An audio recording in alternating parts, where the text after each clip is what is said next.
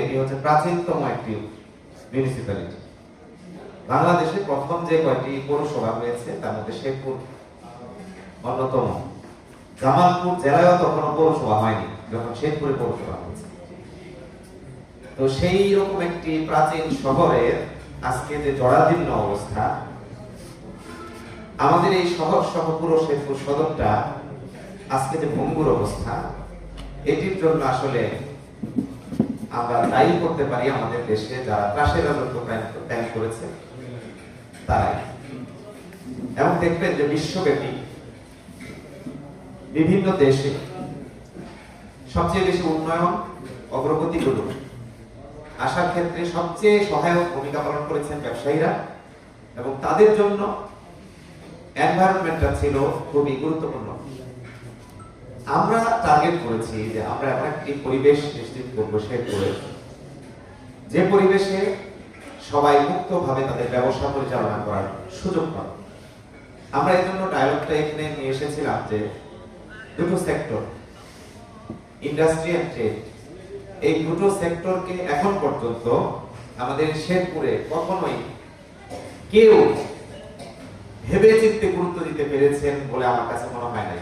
বহু লোক আমরা দেখেছি তার ট্রেড নিয়ে, তার ইন্ডাস্ট্রি নিয়ে এখানে এসেছে ব্যবসার স্বার্থে, কিন্তু আলটিমেটলি সে এখানে টিকতে পারেন না। এরকম অন্তত পক্ষে শখানেক ব্যবসায়ীর নাম বলতে পারবো আমি, ইন্ডাস্ট্রিয়ালিস্টের নাম বলতে পারবো আমি, যারা এখানে ইন্ডাস্ট্রি করতে চেয়েছিলেন, যারা ট্রেড করতে চেয়েছিলেন এখানে 2 মাস 6 মাস 1 বছর 2 বছর থেকে আবার চলে গেছে। এমনও হয়েছে যারা ব্যবসা প্রতিষ্ঠা করে ফেলেছে, হয়তো তাদের প্রপার্টি শত কোটি টাকা ছাড়িয়ে গেছে, এরপরে তিনি চলে গেছেন, সে করতে বাধ্য হয়েছে। তার এখানে চাঁদাবাজির কারণে ব্যবসা করা সম্ভব হয় নাই, উৎকোচ দেওয়া ছাড়া তার পক্ষে একটা দিনও পার করা সম্ভব হয় না। তো এত বেশি উৎকোচ দিতে দিতে শেষ পর্যন্ত তিনি বিরক্ত হয়ে এখান থেকে তার ব্যবসা ট্রান্সফার করেছেন, এরকম ঘটনা ঘটেছে। যে কারণে দেখুন যে আমরা এখন পর্যন্ত আমাদের এই শেরপুরে মানে একেবারে ডিরেক্ট সেক্টর ভিত্তিক অমুক ব্যবসায়ী অমুক এরকম গুরুত্বপূর্ণ কোন ব্যক্তিকে পাচ্ছি না আজকে আমরা। অর্থাৎ আমরা যদি নাম ধরে বলি, যেমন আমরা যদি ইন্ডাস্ট্রি সেক্টরে বলি যে প্রাইভেট ইন্ডাস্ট্রির মধ্যে একটি আছে, অর্থাৎ যেগুলো প্রাকৃতিক ভাবে সরাসরি সম্পন্ন করা সম্ভব, সম্পদ আহরণ করা সম্ভব, যেমন কৃষি, মৎস্য, বনজ এবং কি বলে কয়লা, গ্যাস সহ এরকম খনিজ উপাদান যেগুলো আছে, সেগুলো নিয়ে আপনি বলুন তো যে আমাদের এখানে 10 জন ব্যবসায়ী আছে কৃষি ভিত্তিক বড় ব্যবসায়ী, যারা উন্নত বিশ্বের আদলে এখানে টেকনোলজি নির্ভর কৃষি উদ্যোক্তা হয়েছে, এরকম কয়জন আছে আমাদের এখানে?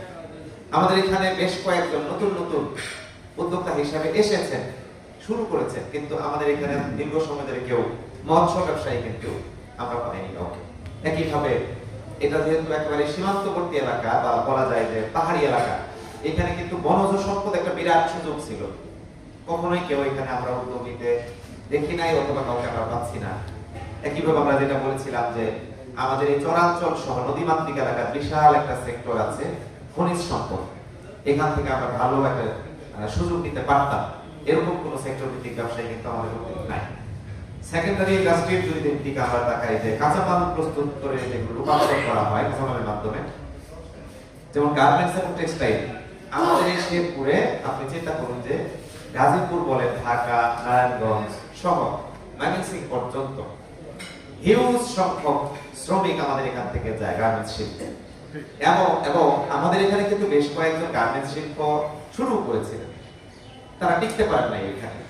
তাহলে যদি আমরা যোগাযোগ ব্যবস্থা, আমাদের এখানে একজন ব্যবসায়ী বলেছেন যদি উন্নত যোগাযোগ ব্যবস্থা এখানে থাকতো, বিমানবন্দর এটা ফিজিবিলিটির ব্যাপার আছে, এখানে কতটুকু সম্ভব আমি জানি না, কারণ খুবই কাছে, কিন্তু এখানে বিমানবন্দরের তো দরকার নেই। যদি আমাদের এখানে এক্সপ্রেসওয়ে থাকে, যদি উন্নত মানের বুলেট ট্রেন বা এরকম কিছু থাকে, তাহলে তো আমি 1-1.5 ঘন্টার মধ্যে ঢাকা সহ এরকম গুরুত্বপূর্ণ জায়গায় পণ্য ট্রান্সফার করার সুযোগ পাবো। তো সেরকম সুযোগগুলো কাজে লাগানোর সাথে টার্গেট নিয়ে কেউ গার্মেন্টস শিল্পে বড় কিছু করেছেন, টেক্সটাইল শিল্পে বড় কিছু করেছেন, এরকম কিন্তু সুযোগ আমাদের এখানে আমরা দেখতে পাইনি বা কোনো ব্যক্তিপক্ষকে দেখতে পাচ্ছি না।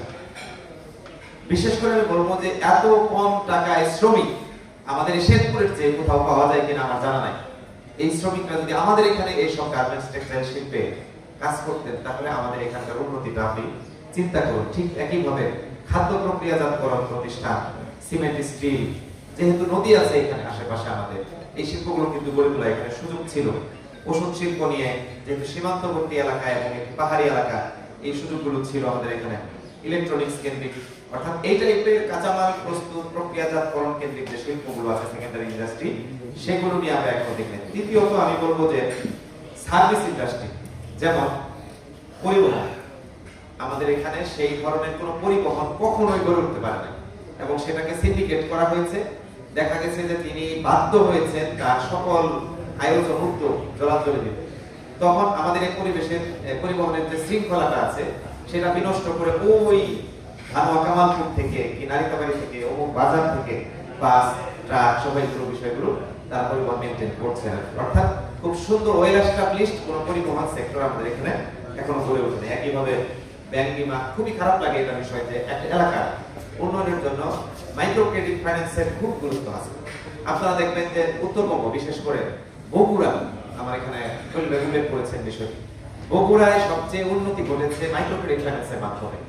এই মাইক্রো ক্রেডিট ফাইন্যান্স আমাদের এখানে আছে, যেগুলো আমাদের নিজস্ব না, বাইরের, এবং সেগুলো সুদ ভিত্তিক প্রতিষ্ঠান, যে কারণে মানুষের মধ্যে এগুলোর আরো বিরূপ প্রভাব তৈরি হয়েছে মানুষের মধ্যে, এবং এর মাধ্যমে সমাজের উন্নত হয়নি, অনেক ক্ষেত্রে ক্ষতি হয়েছে।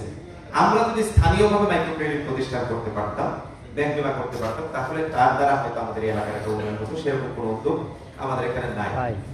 দুই একটি শিক্ষা প্রতিষ্ঠান ছাড়া শিক্ষা ভিত্তিক ইন্ডাস্ট্রি গড়ে ওঠে না আমাদের এখানে। একইভাবে স্বাস্থ্য, একইভাবে পর্যটন, এটাকে আমরা শিল্প পর্যায়ে নিয়ে যেতে পারতাম, সেরকম কোনো কিছু আমরা দেখছি। এরপর চতুর্থ হলো আমরা জ্ঞান এবং প্রযুক্তি ভিত্তিক বেশ কিছু সুযোগ কিন্তু আমাদের ছিল, যেমন আইটি এবং সফটওয়্যার রিলেটেড, গবেষণা রিলেটেড, ডেটা অ্যানালিটিক্স, তারপরে কমিউনিকেশন, টেলিকমিউনিকেশন, এরকম কোন সেক্টরে আমাদের এখানে শিল্প প্রতিষ্ঠান গড়ে ওঠে নাই বা ওরকম কোন উদ্যোক্তা গড়ে ওঠে নাই।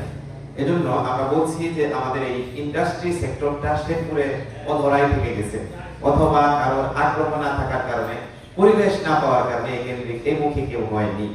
একইভাবে যদি আমরা ট্রেডের সেক্টরগুলোতে বলি যে আমাদের বেশ কিছু এই দেশের, এই সমাজে, আমাদের এই শেরপুরের ভিতরকার যে পাইকারি ব্যবসাগুলো আছে, সেগুলোও কিন্তু খুবই অর্ডিনারি, ক্লাসিক্যাল, আধুনিকায়ন হয় না এখানে এখনো পর্যন্ত। আমরা এদের ভিজিটেবল যেটার কথা বলছি, এটা কেন আমরা পরিকল্পনা বানাচ্ছি? দরকার ছিল না তো? যদি আগে থেকে এখানে কমন ব্যবসা, কমন কি বলে ট্রান্সফার সিস্টেম গুলো থাকতো, তাহলে তো আমাদের ইপিজেড এর পরিকল্পনা এখানে গ্রহণ করতে হতো না। এবং আমরা ইতিমধ্যে কিন্তু পরিকল্পনা গ্রহণ করেছি যে আমরা স্কিল এমপাওয়ারমেন্ট, এমপ্লয়মেন্টের মাধ্যমে আমাদের বেকারত্ব সমস্যার সমাধান করতে চাই। এরপরে আমরা ক্ষুদ্র এবং মাঝারি শিল্প সহায়তা, কুটির শিল্পের পুনরুজ্জীবন, নতুন বিনিয়োগ এবং শিল্প পার্ক করতে চাই। এই সবকিছু মিলিয়ে আমি যদি আপনাদেরকে খুব সংক্ষিপ্ত ভাবে বলি, মূল বক্তব্য হচ্ছে যে আমাদের এখানকার বিনিয়োগের পরিবেশটা যে পর্যন্ত আমরা এস্টাবলিশ করতে না পারবো, সে পর্যন্ত আমাদের এই ব্যবসার সেক্টরে কেউ স্বস্তির সাথে কেউ উদ্যোগ নিয়ে আসবে এটা করবেন না।